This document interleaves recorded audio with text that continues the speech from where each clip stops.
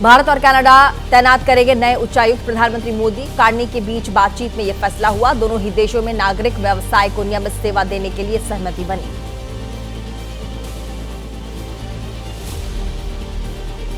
प्रधानमंत्री मोदी और कनाडा के प्रधानमंत्री मार्क कार्नी के बीच हुई द्विपक्षीय वार्ता। प्रधानमंत्री ने कहा, दोनों देशों के संबंध कई मायनों में महत्वपूर्ण, मिलकर लोकतंत्र और मानवता को करना होगा मजबूत। प्रधानमंत्री मोदी और कार्नी की कनाडा भारत के संबंधों के महत्व की पुष्टि। आपसी सम्मान, कानून के शासन, संप्रभुता, क्षेत्रीय अखंडता के सिद्धांत के प्रति प्रतिबद्धता पर आधारित होंगे संबंध। प्रधानमंत्री मोदी कार्नी के बीच द्विपक्षीय वार्ता। प्रधानमंत्री मोदी ने कहा, कनाडा की कंपनियों का भारत में और भारत के लोगों का भी कनाडा की धरती पर बहुत बड़ा निवेश। कनाडा के प्रधानमंत्री मार्क कार्नी ने प्रधानमंत्री मोदी से कहा, आतंकवाद के खिलाफ लड़ाई में मिलकर कर सकते हैं काम। ऊर्जा, सुरक्षा, परिवर्तन, एआई के भविष्य के मुद्दों पर आ सकते हैं साथ। G7 आउटरीच सत्र में बोले प्रधानमंत्री, आतंकवाद पर दोहरे मापदंड के लिए नहीं होनी चाहिए कोई भी जगह। पहलगाम आतंकी हमला हर भारतीय की आत्मा, पहचान, सम्मान पर हमला था, पूरी मानवता पर भी अटैक था। एक साथ देखे G7 शिखर सम्मेलन में पहुंचे नेता। प्रधानमंत्री मोदी ने कहा, वैश्विक प्रगति के लिए एक साथ प्रमुख वैश्विक चुनौतियां, बेहतर ग्रह के लिए साझा आकांक्षाओं पर G7 नेताओं के साथ उपयोगी आदान प्रदान रहा।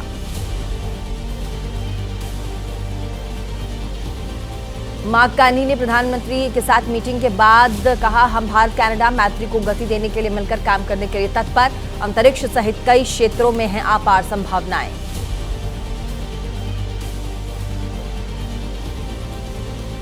आज से प्रधानमंत्री मोदी का क्रोएशिया का दौरा होगा। कनाडा में प्रधानमंत्री ने G7 शिखर सम्मेलन में हिस्सा लिया। प्रधानमंत्री मोदी की दुनिया भर के अहम नेताओं से बातचीत और द्विपक्षीय बातचीत हुई है।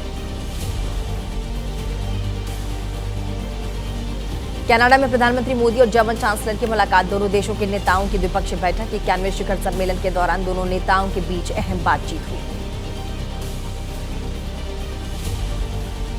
फ्रांस के राष्ट्रपति इमैनुअल मैक्रों, प्रधानमंत्री मोदी की द्विपक्षीय बातचीत। प्रधानमंत्री मोदी ने कहा, मैक्रों के साथ बातचीत हमेशा खुशी की बात रही है।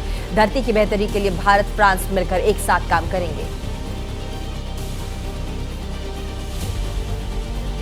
ब्रिटेन के प्रधानमंत्री स्टारमर ने भी प्रधानमंत्री मोदी से मुलाकात की। द्विपक्षीय बातचीत के बाद प्रधानमंत्री मोदी ने कहा, भारत और ब्रिटेन के संबंध हो रहे मजबूत। व्यापार, वाणिज्य जैसे क्षेत्रों में दिखती है हमारी प्रगति।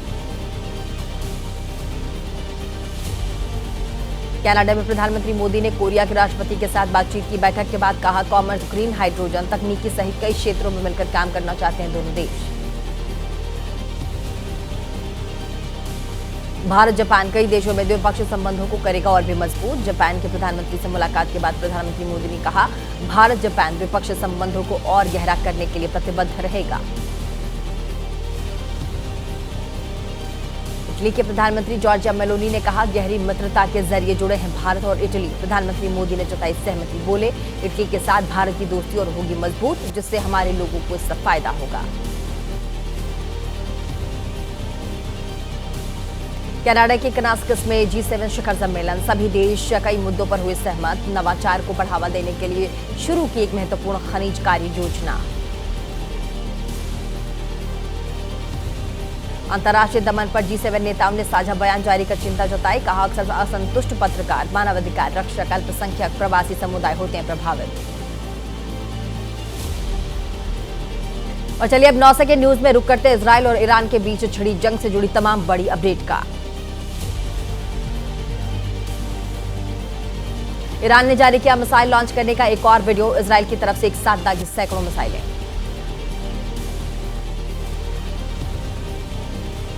ईरान के आर्मी चीफ की चेतावनी। अब्दुल रहीम मुसावी बोले, अपनी जान बचानी है तो तेल अवीव और हाइफा के लोग फौरन कर जाएं शिफ्ट। नेतन्याहू की क्रूर इच्छाओं का शिकार न बने। इजराइल के तमाम शहरों में हाई अलर्ट। यरूशलेम में एयर डिफेंस सिस्टम एक्टिव कर दिया गया। रुक रुक कर बज रहे खतरे के अलार्म। यरूशलेम में शुक्रवार तक बंद रहेगा अमेरिकी दूतावास। तेल अवीव में बजे खतरे का अलार्म। ईरान से दागी गई मिसाइल को एयर डिफेंस सिस्टम ने किया नाकाम। धमाकों की आवाज से गूंजा आसमान।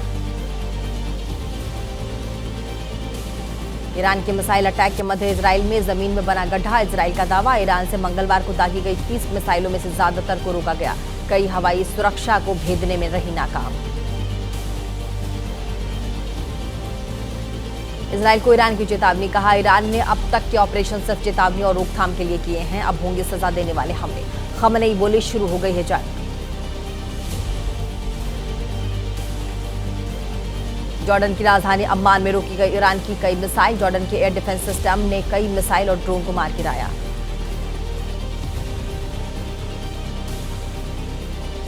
इजरायली सेना के प्रवक्ता का दावा, ईरानी मिसाइल कमांडर सेंटर पर बड़े पैमाने पर हुए हमले। ऑपरेशन में 60 फाइटर जेट शामिल। मिसाइल लॉन्चिंग साइटों पर लगातार बमबारी। इजरायल ने जारी किया ईरान के खिलाफ एयर स्ट्राइक का वीडियो। ईरान की surface to surface missile launch और स्टोरेज साइट पर बमबारी की गई। हिस्फान इलाके में आईडीएफ से कार्रवाई की गई।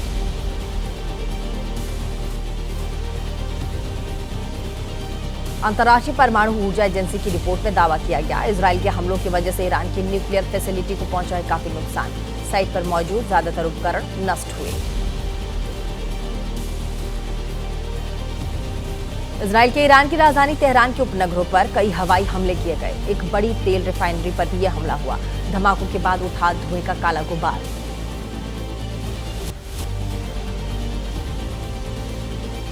बुलंदशहर के साखनी गांव के 10 छात्र ईरान में फंसे। छात्रों के परिजनों ने मोदी सरकार से लगाई गुहार। छात्रों की सुरक्षित घर वापसी के लिए गुहार लगाई।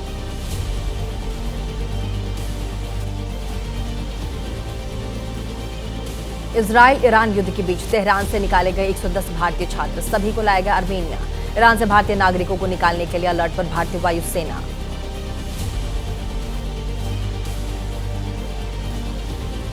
ऑल इंडिया शिया पर्सनल लॉ बोर्ड के महासचिव यासूब अब्बास के प्रधानमंत्री मोदी को लिखा पत्र। ईरान इराक गए भारतीयों को सकुशल वापसी की मांग।